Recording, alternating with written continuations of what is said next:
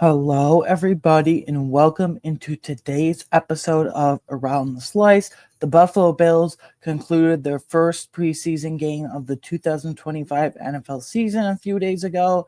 So I am, of course, here today, as is routine, to recap the game, provide you my stock report, which we do stock up, which players impressed, mixed, which players, a couple kind of mixed on, and then stock down as much as you can glean from a preseason game, which players disappointed or did not rise to the occasion or made a mistake that will hurt their chances at a roster spot. So, and then some other fun things at that. So, without further ado, let's dive right into it. The Buffalo Bills in week one of the 2025 NFL preseason, the Buffalo Bills fell to the New York Giants by a final score of 34-25. As we all know, it's just for technicality's sake. Preseason scores do not matter in the preseason as a whole, no matter team what you are, no matter what team you are. Excuse me, I should say rather. Sorry about that.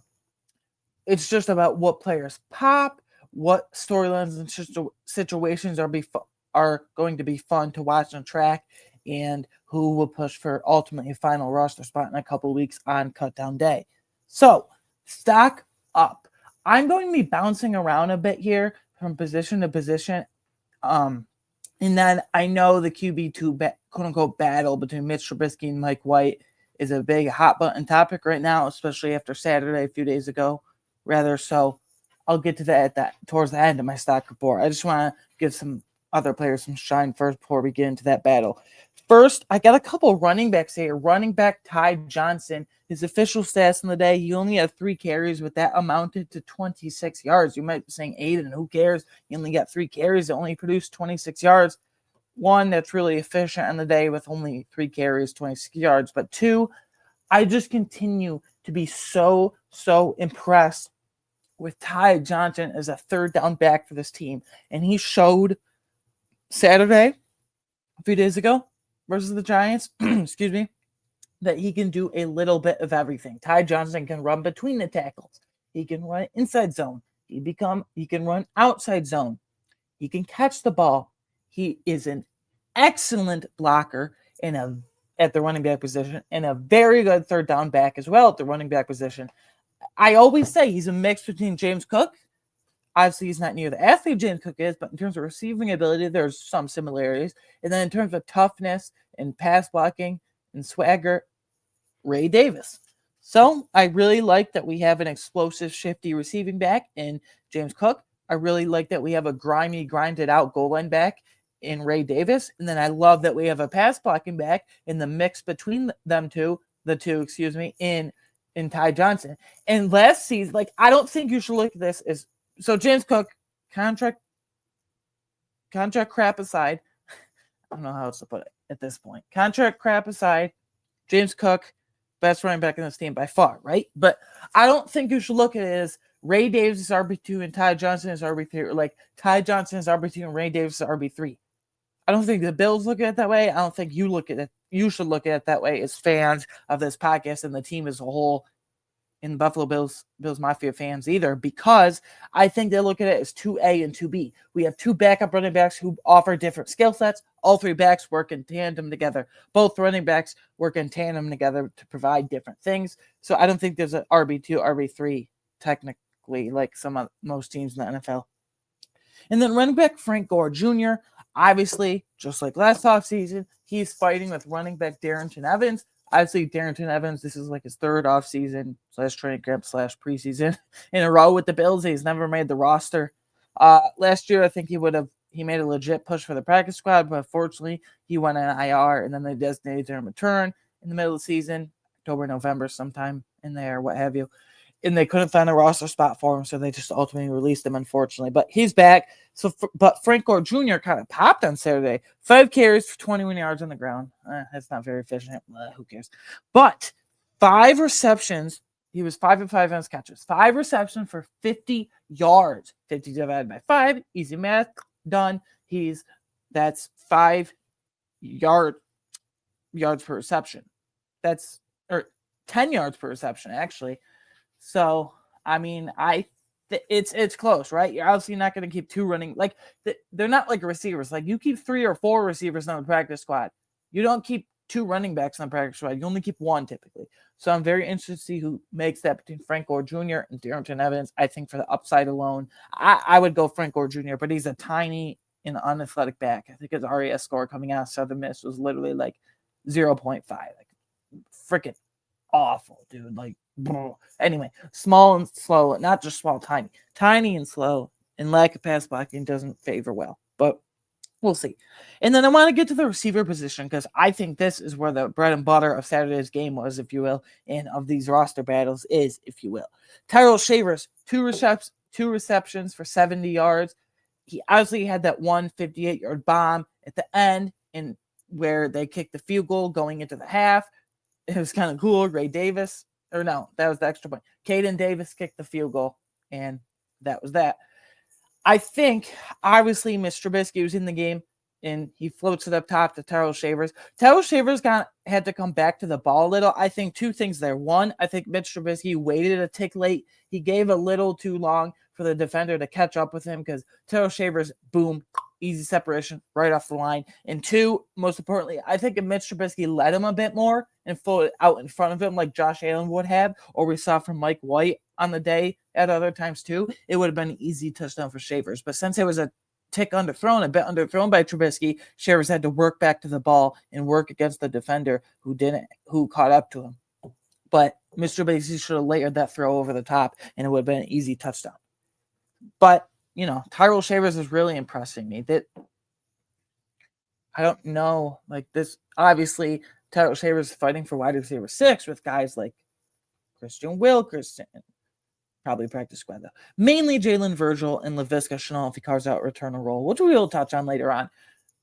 But like, is it Tyrell Shavers versus Curtis Samuel? Like, Curtis Samuel is always banged up. He missed all of training camp last year pretty much with a hamstring injury. He hasn't practiced a single freaking day this year with a hamstring injury. Like, does Brandon Beane just wash his hands of it and say, let's get a 5th or 6th round pick? Who gives a crap at this point? Tyrell Shavers and a guy we're going to get to in a minute, KJ Hamler, have really impressed. Christian Wilkinson has even flashed in training camp. He had a really nice 20-yard grab on Saturday. He's not stuck up because he didn't get enough volume. But 1 catch for 20 yards. Something to monitor for sure. I thought Curtis Samuel, 3-year deal, 11 per average, and Josh Palmer got the same exact deal, and obviously Josh Palmer's way better. But for this offense, at least. Speaking of KJ Hamler, 1 catch, 39 yards, and a touchdown. No, I think he had major issues as a kick returner. Like, there were a couple of times, like, dude, kneel the ball. If you kneel the ball in the back of the end zone for a touchback, it literally comes out to the 35-yard line. There was this one return where he should have kneeled it, but he took it out, and he only got to the 20. That would have been fine 3 or 4 years ago, but this ain't 3 or 4 years ago, buddy. Like, you got to kneel the ball. That's sacrificing 15 yards of what do I want to say? Of field position, and offensive field position, if you will, because 20 yards as opposed to 35-yard line. Yeah. But in the receiving game, he only had 1 catch. The volume wasn't there, but it amounted to 39 yards and a touchdown. I think he could get into the mix. I think wide receiver 6 or 5, if Curtis Samuel's traded, is mainly between Tyrell Shavers and Jalen Virgil, but who knows? If Curtis Samuel's traded, then maybe Shavers / Virgil / Hamler's wide receiver 5 and 6, respectively. So we'll touch on that, though. And then a couple rookie defensive tackles really, really impressed me. Defensive tackle TJ Sanders, 2 QB hits. Now, his first QB hit, credit to Jackson Dart. It was early in the second quarter. First of all, Jackson Dart lifts up for 154 yards and a touchdown with a layered throw at the end there over. Well, I'll get to that in Stockdown. But TJ Sanders, credit to Jackson Dart. He came barreling in. He beat his O-lineman handedly. He came barreling in and hit Jackson Dart right in the chest, right in the abdomen, stomach area, if you will. And Jackson Dart stared down the barrel of TJ Sanders, if you will, and just lofted it over Dane Jackson's head for a touchdown. But TJ Sanders, I mean, he could have had 3 or 4 QB hits and a sack if he just got home on Dart. Credit to Jackson Dart again. But, I mean, his movement skills and athleticism are good. And, like, he's better against the run than I ever thought he would be right away. So that's encouraging. And then defensive tackle Dion Walker, whatever, however you say it. Defensive tackle Dion Walker. Technically, he only had 1 pass deflections, but he had like 3 or 4 bull rush reps. So I was like, okay, holy bleep, this is something, man. We got something here, and I'm going to have a potentially, according to what you guys think, not potentially, it is. I'm going to have a scorching hot take at the very least for you guys in the roster battle section that we'll get to. Little tease and foreshadowing there. It might be surprising. It will be. But Dion Walker, 1 pass deflection. He's a mammoth, 6'7", 340 pounds, and he played all of last season at Kentucky with Max Hairston and the Raiders the year before with a fractured back. No clue how he played with the fractured back in what do you have, a herniated disc or something? I don't know. But fractured back nonetheless. How do you do that? I have no idea. But he had 3 or 4 ball reps for holy, bleep. This is just, we got something here. This defensive tackle room is coming together, and I think T.J. Sanders and Dion Walker, after just 1 performance, are comfortably better than Dwayne Carter. I know Dwayne Carter and Dion Walker are battling for the direct 1-tech backup role to Daquan Jones. T.J. Sanders got the backup 3-tech on lockdown. Zion Logue, he ain't even going to make the roster. Practice squad probably, and no one's going to claim it. But T.J. Sanders, Dion Walker, they flash big time. Another D lineman who is going to be suspended for 6 games, so it makes sense that he wanted to get him a decent amount of run for a quarter or so in this preseason game. Defensive end Michael Hoyt, 1 tackle and 1 pass deflection on the stat sheet, 2 or 3 bull rush reps, once again, where he really looked impressive to me, just like the 2 rookies. Now, Michael Hoyt's interesting. I think he's going to be a nice little player for this team. I think he's going to get more snaps than people are thinking once he comes back from suspension, even more than Larry Ogunjobi at the D tackle position, technically. Michael Hoyt can play all over the formation. He can play defensive end, defensive tackle at 3-tech, 5-tech sometimes even. He can play linebacker in rare instances if you go dime or whatever you want to call it, certain zone schemes and whatnot. He was seen covering DK Metcalf a couple of years ago and last year. I think it was last year when the Rams played the Seahawks those couple times.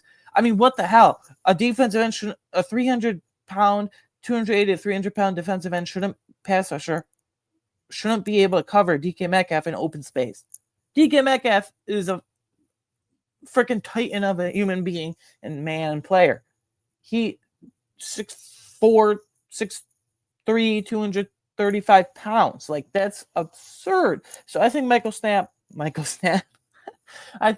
Hoyt, once he gets back from suspension, is really going to impress some people and get a lot more snaps than people think. And then defensive Joey Bosa, technically didn't record a single stat in the stat sheet, but he was winning off the line. He looked more impressive than I thought he would. He's 30 years old, obviously very injury prone.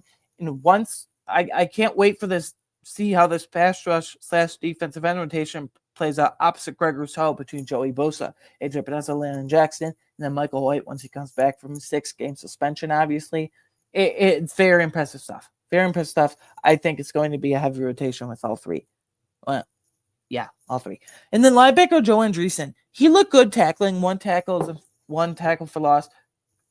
He didn't get any pass deflection technically or hand on the ball, but I was really, really impressed him with coverage. With Shaq Thompson injured, with Eddie Lufoscio way buried on the depth chart, with Balen Spector now hurt and released. Shocker, hurt. Joe Andreessen's the direct backup to Terrell Brown, middle linebacker, and he really has no competition for that. Because Dorian Williams back up to Matt Milano, weak side linebacker. Joe Andreessen here. He's not Buffalo Joe anymore. He's a full Bills man now. Nice little player. I was really impressed with coverage. I knew he was a hard worker. I knew he could fly around and tackle, but his coverage skills on Saturday were extremely, extremely impressive, guys. So, the coverage unit of this linebacker, Dorian Williams is decent at coverage at this point. He took a lot of steps last year, but Matt Milano, elite coverage linebacker. Terrell Bernard, elite coverage linebacker. And then Joe Andreessen showed that he can be a good, maybe even great one-day coverage linebacker on Saturday. So this unit, the middle of the field coverage unit, is looking quite nice, if I do say so myself. And then cornerback Brandon Codrington. This isn't his return reps because he barely got return reps. This is like his actual coverage skills as a corner. Obviously, if you're going to make this team, you got to do multiple things. You can't just return punts and kicks. He only returns punts. He doesn't play corner because his corner tape was horrible last year in preseason. He doesn't cover kicks. He doesn't cover punts. He literally just, returns punts. And that was even a misfire, if you will, because last year in the playoffs, the Bills, sorry about that, my camera was weird. The Bills trusted Khalil Shakir in that role down the stretch last year. So, yeah. But Brandon Codrington actually held up pretty well in coverage. There were 2 or 3 coverage reps where that was decent enough. We can work with that. I still think it's highly unlikely that he makes the roster, but practice squad upside, that was decent coverage reps if he can develop that part of his game. The more you can do, right? And then a couple DBs here. DB Jordan Hancock. He lined up all over the place. He lined up as a dime package linebacker in certain zone schemes. He lined up at slot corner. He lined up a safety. I think his most natural position is slot corner, personally, behind Taron Johnson. And then Cam Lewis is the 3rd or 4th safety. So, but 3 tackles for Jordan Hancock, and he had some really nice coverage reps as well. He was never out of position. It seemed like in training camp, the Bills, he was struggling a bit, and I don't put that fully on him because there's a lot on his plate. The Bills are putting him at outside corner, nickel corner, dime linebacker, certain zone schemes and packages, which he did Saturday. So, and safety. So, yeah. And then defensive back to Corey Couch. Obviously, this was a practice squad corner last year, but he had 1 tackles and not 1, but 2 pass deflections on the day. He had a few really nice coverage reps. And I say DB defensive back because obviously he's technically a corner, but he was the 3rd safety off the bench with both Cole Bishop and Taylor Rapp respectively missing due to injury respectively on Saturday a few days ago. Obviously, the 2 starting safeties were Damar Hamlin and Cam Lewis, but the 3rd safety that came in was to Corey Couch. It's 1, to Corey Couch. I was surprised that he was the 3rd safety, and 2, I'm surprised he even played safety because he's technically a corner. He was the 3rd safety in. So after Hamlin and Lewis starting 2 safeties after the first quarter or so, they moved Lewis to nickel corner after Taron Johnson got hurt and end of that. And to Corey Couch was the 3rd safety that came in over guys like Derek Forrest and even Jordan Hancock. Yeah, I don't know. It's the Corey Couch. Is he a sneaky play for this roster? If he can, there's a lot of versatile DBs here. Cam Lewis play everywhere. Jordan Hancock play everywhere. And apparently now, to Corey Couch is the 3rd safety. Even over guys like Derek Forrest and Jordan Hancock. I mean, that's notable, guys. So, yeah.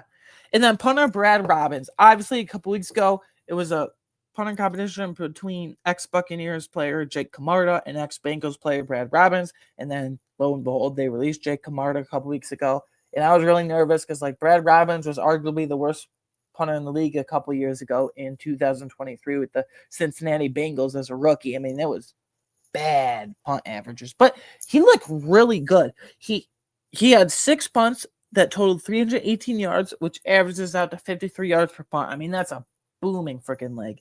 And then 1 touchback. Only 1 out of 6 touchback. That's a great rate. And I think 2 or 3 of those were even pinned inside the 20. So Brad Robbins looks like the man here. Looks to be bounced back big time from when he was horrible as a rookie a couple years ago with horrible averages and whatnot. So, yeah.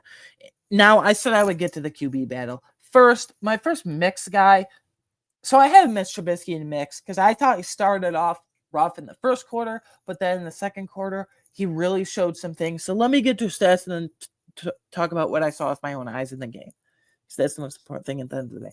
So Trubisky, 9 of 13, 69% completion percentage, 138 passing yards, and 1 touchdown, not a single scramble or run in the day. Trubisky, he has more arm talent than Mike White, and honestly, he has a lot more starting experience than Mike White in the league. I'm not saying it ain't good starting experience, guys, but still, way more starting experience.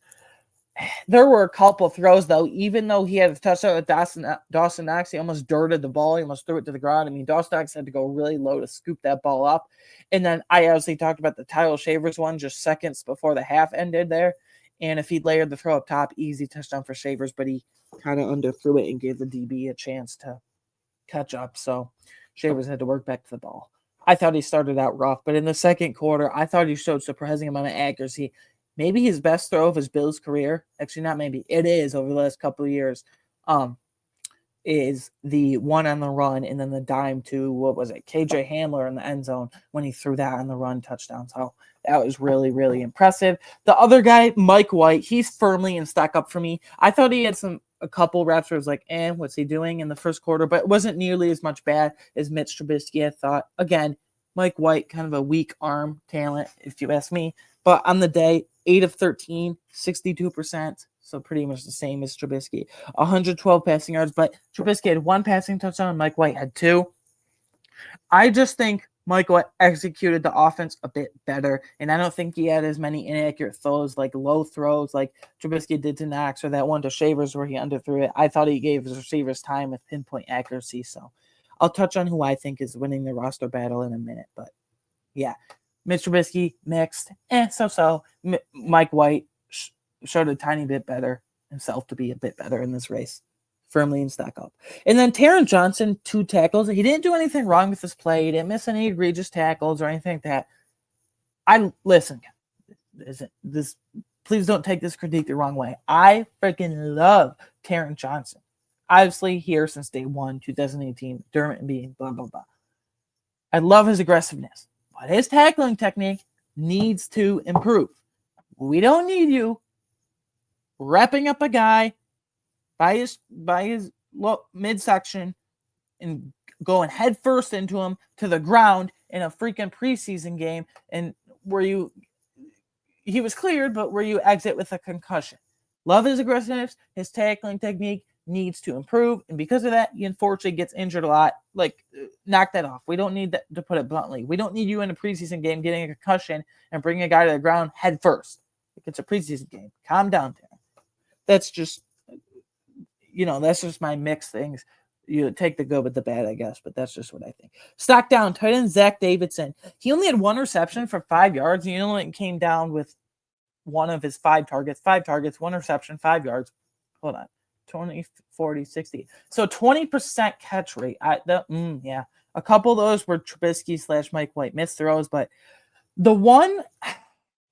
So he had 2 drops in the day. Technically, the first one, you can kind of up to interpretation if it was a true drop by Davidson or not. I think it was 50-50. I think Trubisky underthrew it, and he was in a contested catch situation with a DB who was covering heavily. But on the other hand, that's what Zach Davidson is known for.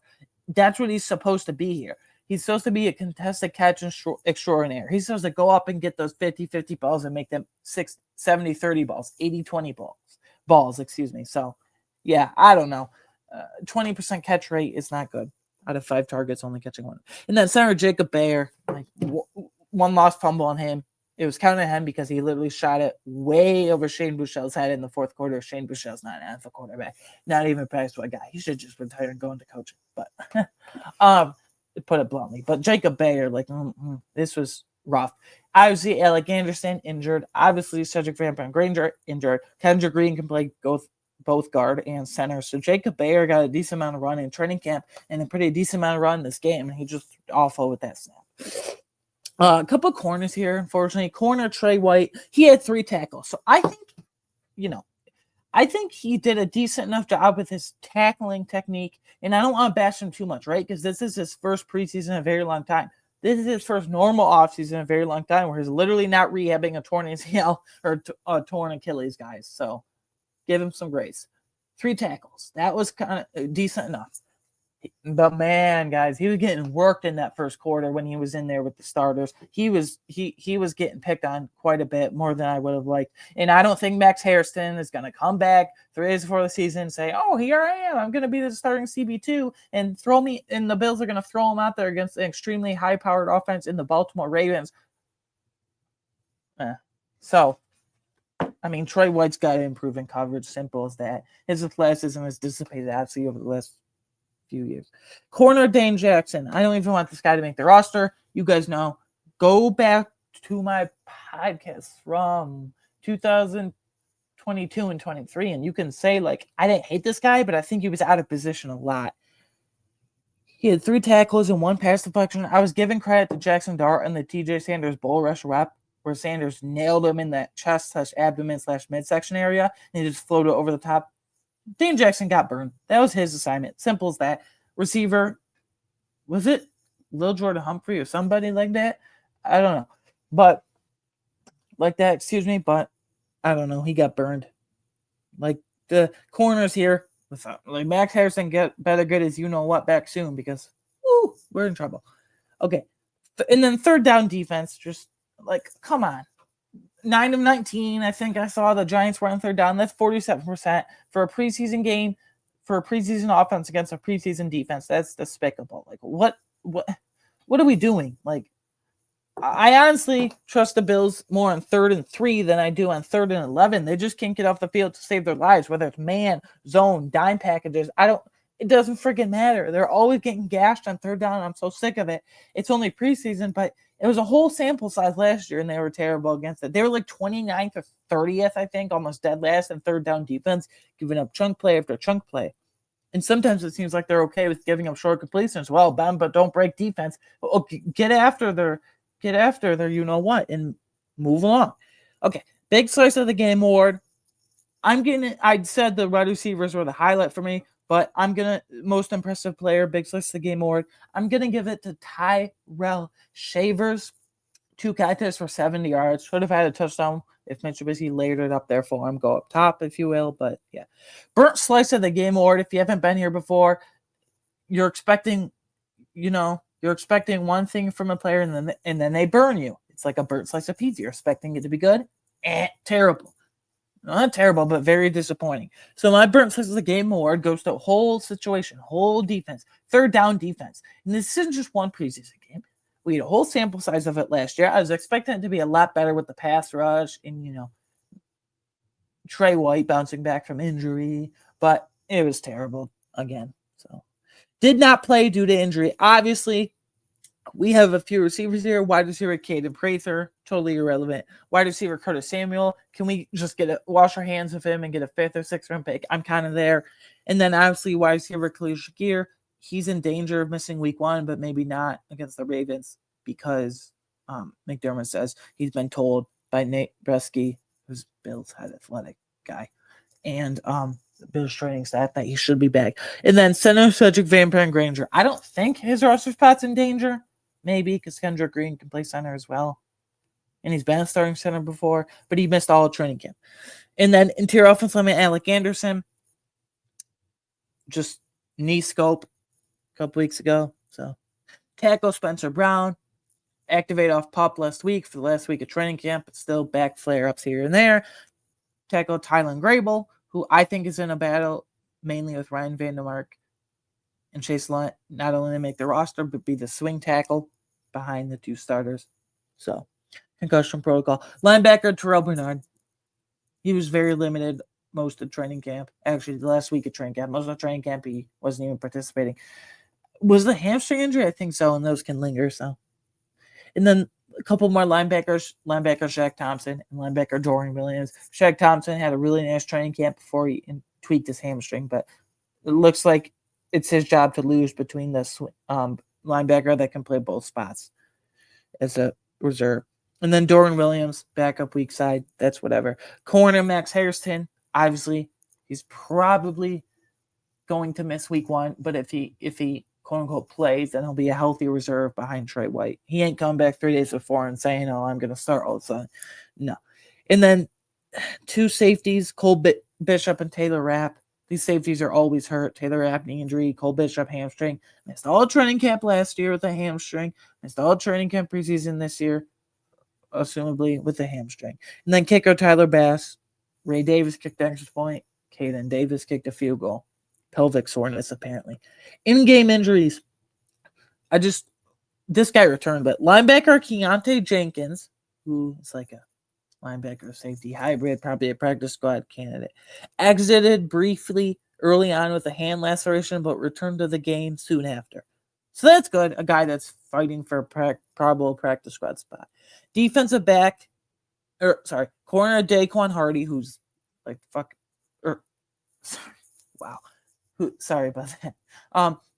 Who's freaking 5'9", 178 pounds, is tiniest corner ever. Corner Daquan already exited with a shoulder injury and was taken in for x-rays immediately. So, I mean, prime practice with candidate. You don't love to see that. And then checking on key roster battles. How's the QB2 battle going? I'm going to give the slight advantage through training crap in this first preseason game to Mike White. But if Trubisky can bounce back next week, it is still a very much, a roster battle between Mike White and Mitch Trubisky. If you cut Mitch Trubisky, you could save almost damn near $2 million on the cap. And if you cut Mike White, he's not going to get claimed. But I give the slight advantage to Mike White as of right now. Tyrell Shavers obviously impressed this week.